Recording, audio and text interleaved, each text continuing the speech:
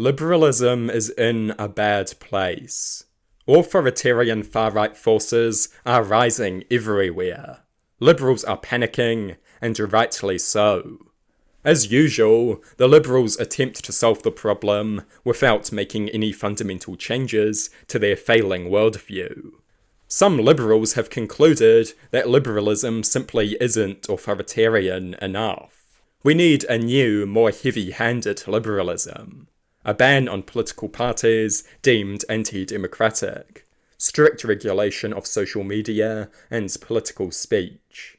Apparently, this will put a stop to the rise of the far right. This is a very bad idea. The heavy hand of the state cannot solve this problem. Brute state repression cannot solve this problem.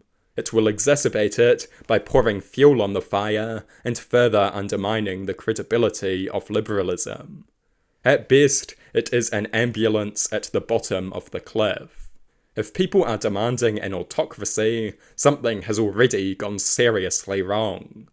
Liberalism alienates people, so it uses the power of the state to hammer them back in line.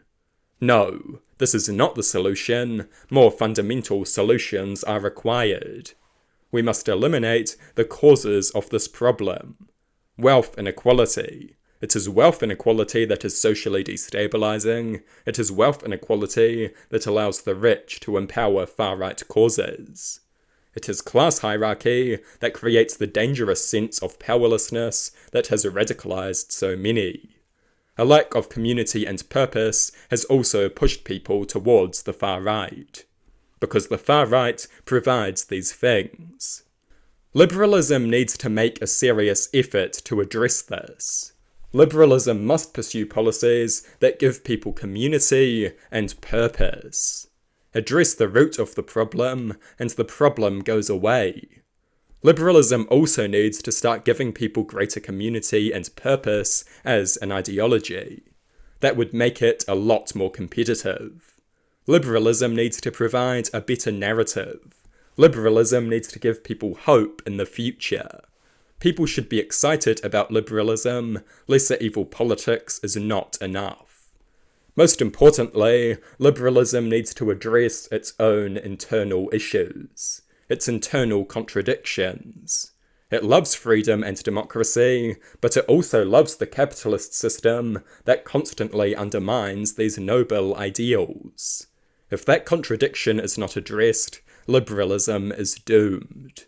Condemned to slowly undermine itself, it corrodes itself from within until it collapses entirely. Perhaps it is time that liberalism abandons its economics in pursuit of its ideals. Perhaps it is time for a true socialist left to take on the populist right. Authoritarian liberalism, abundance liberalism, many desperate ideas are being created to salvage liberalism. But have they considered that perhaps liberalism is unsalvageable? Have they considered that perhaps this ideology must either transform itself or be destroyed? That is the fate of many a historic worldview. No ideology lasts forever, and liberalism is no exception. We must pursue its ideals while feeling no hesitation as we eliminate its weaknesses. Liberalism's survival requires a radical transformation.